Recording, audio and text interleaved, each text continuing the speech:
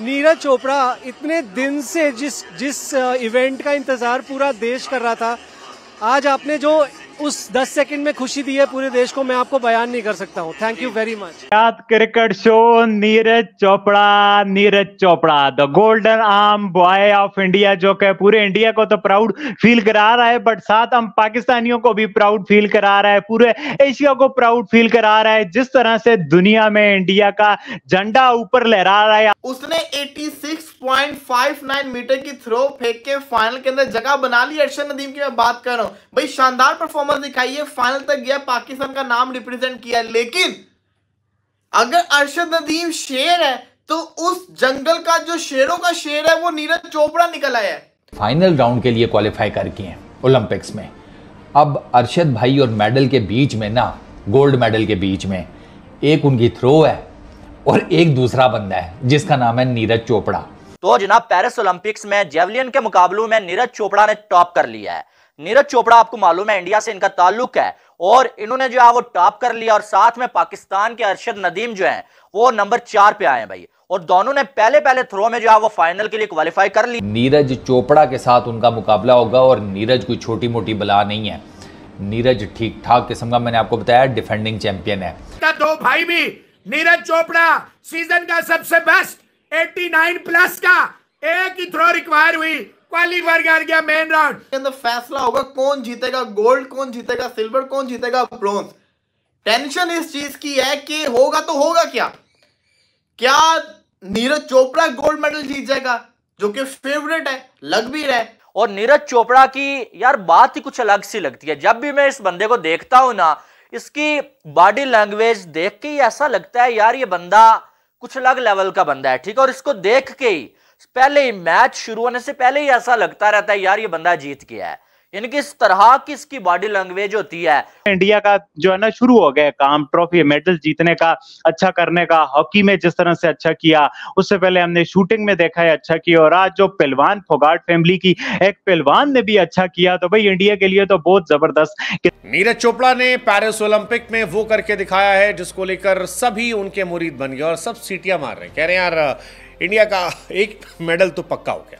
जीते की चाल बाज की नजर और नीरज चोपड़ा के भाले में कभी शक नहीं करना चाहिए, यह हमेशा गोल्ड में ही निशाना मार के आता है। जी हाँ दोस्तों, नीरज चोपड़ा एक नाम नहीं, एक ब्रांड है जिसे भारत में नहीं पूरी दुनिया में जाना जाता है। वहीं पेरिस ओलंपिक में जैवलिन थ्रो में जब क्वालिफाई राउंड चल रहे थे फाइनल के लिए, तो पाकिस्तान के अरशद नदीम आते हैं और 86.5 का भाला फेंकते हैं, और पाकिस्तानी मीडिया ऐसे खुश हो रही है जैसे गोल्ड जीत लिया हो, बोले कि अरशद नदीम को कोई बीट नहीं कर पाएगा। वहीं पे चैंपियन नीरज चोपड़ा आते हैं और पहले ही अटेम्प्ट पे 89.3 का भाला फेंक इन पाकिस्तानियों के औकात बता देते हैं और पूरी दुनिया को भी बता देते हैं कि क्यों मैं वर्ल्ड चैंपियन हूँ, क्यों मैं गोल्ड मेडलिस्ट कहा जाता हूँ। पहली अटेम्प्ट में ही 89.3 का फेंक के क्वालिफाई कर लिया उसने, और पाकिस्तान को भी अब डर लग गया कि भाई अरशद नदीम के बीच में नीरज चोपड़ा ही है जिसे हराना एक तरह से बड़ा मुश्किल है। इस बंदे ने अपने ऊपर इतनी मेहनत करी है, हर कॉम्पिटिशन में जाता है, गोल्ड जीत के आता है, गोल्ड से तो कम ये लेके ही नहीं आता। जहाँ पर भारत की सरकार भी नीरज चोपड़ा की हेल्प करती है, पूरी फैसिलिटी नीरज चोपड़ा को देती है, क्योंकि पता है भाई यही एक बंदा है जो गोल्ड लेके आएगा। अब 8 अगस्त को मैच है जिसमें गोल्ड के लिए सारी टीमें लड़ेगी, और इन सभी टीमों को पता है कि भाई नीरज चोपड़ा को हराना बड़ा मुश्किल है। चले देखते हैं पाकिस्तानी मीडिया क्या कह रही है। जनाब आज था ओलंपिक्स के अंदर वो दिन जिसका पूरे पाकिस्तान को था इंतजार। जी हाँ,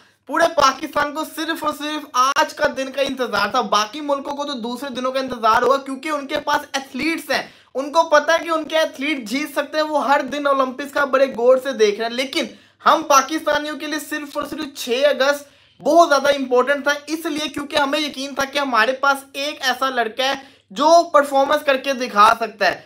परफॉर्मेंस उसने करके दिखाई, उसने 86.59 मीटर की थ्रो फेंक के फाइनल के अंदर जगह बना ली। अरशद नदीम की मैं बात कर रहा हूं भाई, शानदार परफॉर्मेंस दिखाई है, फाइनल तक गया, पाकिस्तान का नाम रिप्रेजेंट किया। लेकिन अगर अरशद नदीम शेर है तो उस जंगल का जो शेरों का शेर है वो नीरज चोपड़ा निकल आया है। नीरज चोपड़ा ने पहली अटेम्प्ट के अंदर 89.63 मीटर की थ्रो फेंक दी और उसने बाकी सबको परेशान करके रख दिया है। यहां पे 32 साल का एक ख्वाब है पाकिस्तान का। लास्ट मेडल 1992 में पाकिस्तान जीता था। 1992 के अंदर पाकिस्तान लास्ट टाइम जिसको कहते हैं ना ओलंपिक्स का मेडल जीता था। तो 32 साल का जो इंतजार है वो जिसको कहते हैं ना अरशद नदीम के बलबूते पे आ रहा है कि अरशद नदीम हमें यहां से आगे पहुंचाएगा, लेकिन अब टेंशन हो रही है क्योंकि नीरज चोपड़ा तो है ही है, साथ एक और पीटर भी है जिसने 88 पॉइंट समथिंग जिससे कहते हैं ना थ्रो फेंक के एकदम से परेशान करके रख दिया है। और फिर जर्मनी का भी एक बंदा है। तो अरशद नदीम ने थ्रो तो अच्छी फेंकी। क्वालिफाई करने के लिए मैं आपको रूल बता देता हूं, आज इस दफा का जो नया रूल आया हुआ है हर गेम के अंदर, इस दफा इसके अंदर 84 मीटर की थ्रो जिससे उसकी कम हुई वो एलिमिनेट था, जिसकी 84 मीटर से ज्यादा थ्रो थी वो क्वालिफाई होंगे। और शुक्र है कि अरशद नदीम ने क्वालिफाई कर लिया, लेकिन क्वालिफाई तो किया है। अब 8 अगस्त को मतलब कि परसों है फाइनल, जिसके अंदर फैसला होगा कौन जीतेगा गोल्ड, कौन जीतेगा सिल्वर, कौन जीतेगा ब्रॉन्ज। टेंशन इस चीज की है कि होगा तो होगा क्या नीरज चोपड़ा गोल्ड मेडल जीत जाएगा जो कि फेवरेट है, लग भी रहा है। क्या पीटर जिसको कहते हैं वो सिल्वर जीत जाएगा? क्या अरशद नदीम ब्रॉन्ज जीत पाएगा? हम तो ख्वाब लेके बैठे हुए कि हम गोल्ड मेडल जीतेंगे, हम इसके अंदर गोल्ड मेडल जीतेंगे। हम तो इस ख्वाब के साथ आए हुए हैं कि हमने गोल्ड जीतना है, हमने किसी तरीके से जीतना। लेकिन मसला यह कि गोल्ड जीतने के लिए जो सामने सबसे बड़ी दीवार है वो है नीरज चोपड़ा। अब बंदा देखिए नीरज चोपड़ा को, तो अरशद नदीम का जो साइज है वो नीरज चोपड़ा से अच्छा खासा ज्यादा है। देखने वाला बंदा कहेगा अरशद नदीम ज्यादा लंबी थ्रो फेंक सकता है नीरज चोपड़ा से, लेकिन नीरज चोपड़ा की जो टेक्निक है, नीरज चोपड़ा का जो स्टाइल है, जो उसने वर्किंग अपने आप पे की, मैंने जितने भी गेम्स देखी हैं इतने अरसे से देखता आ रहा हूँ। लास्ट टाइम भी जब ओलंपिक्स हुए थे उसके अंदर नीरज चोपड़ा ने बड़ी अच्छी परफॉर्म करके दिखाई थी, अरशद ने भी इंप्रेस किया था। अगले साल में उम्मीद थी कि नेक्स्ट ओलंपिक्स में अच्छी परफॉर्मेंस दिखाएगा। तो अरशद नदीम की अगर मैं बात करूं तो वो तो है ही अच्छा, लेकिन नीरज चोपड़ा को अगर आप देखो कितना जिसको कहते हैं ना इंप्रेसिव है कि वो उसका साइज इतना नहीं है। नीरज चोपड़ा ने पेरिस ओलंपिक में वो करके दिखाया है जिसको लेकर सभी उनके मुरीद बन गए और सब सीटियां मार रहे हैं, कह रहे हैं यार इंडिया का एक मेडल तो पक्का हो गया।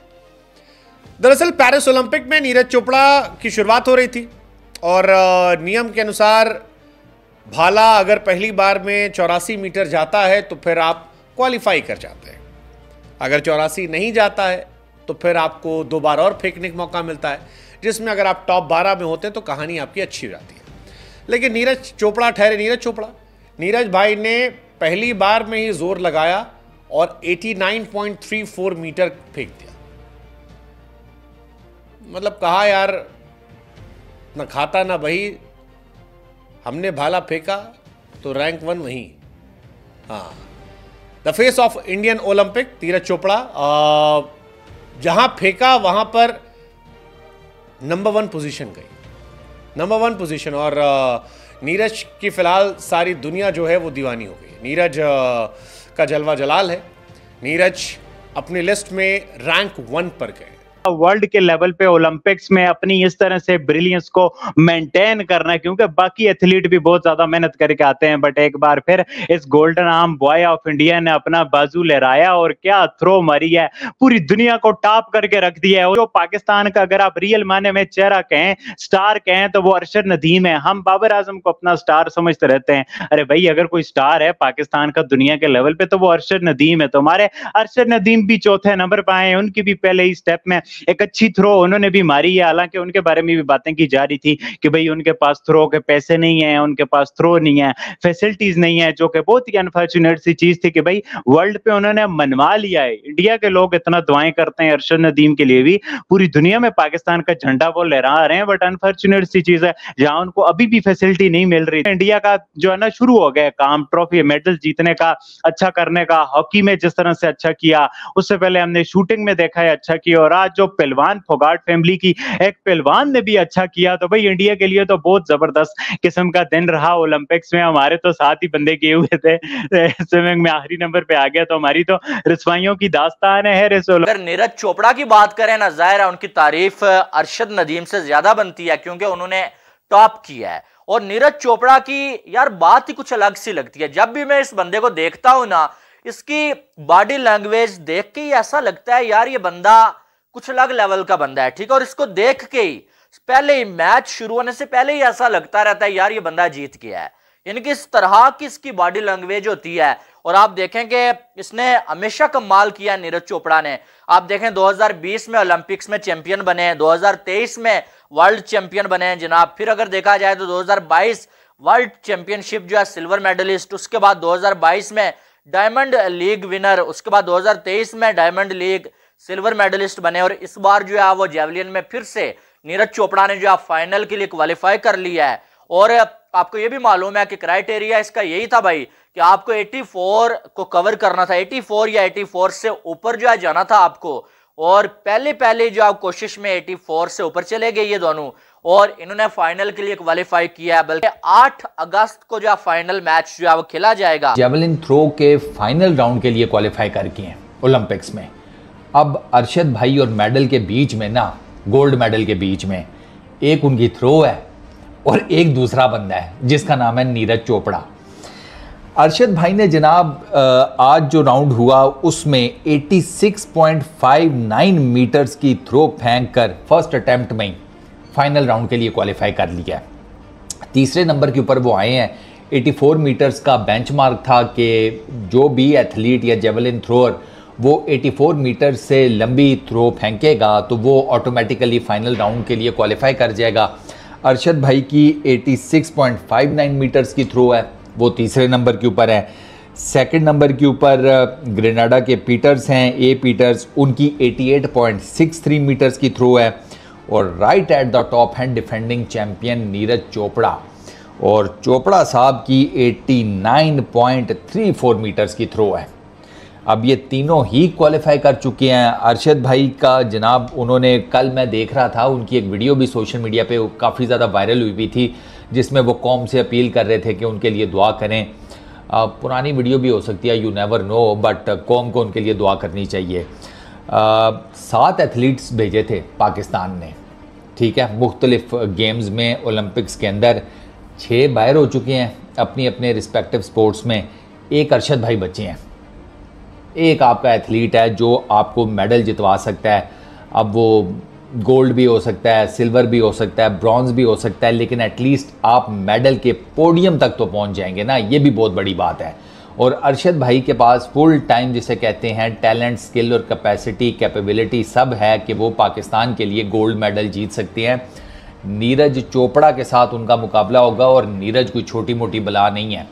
नीरज ठीक ठाक किस्म का, मैंने आपको बताया, डिफेंडिंग चैंपियन है। दो भाई भी, नीरज चोपड़ा सीजन का सबसे बेस्ट 89 प्लस का एक ही थ्रो रिक्वायर हुई, क्वालीफाई कर गया मेन राउंड। और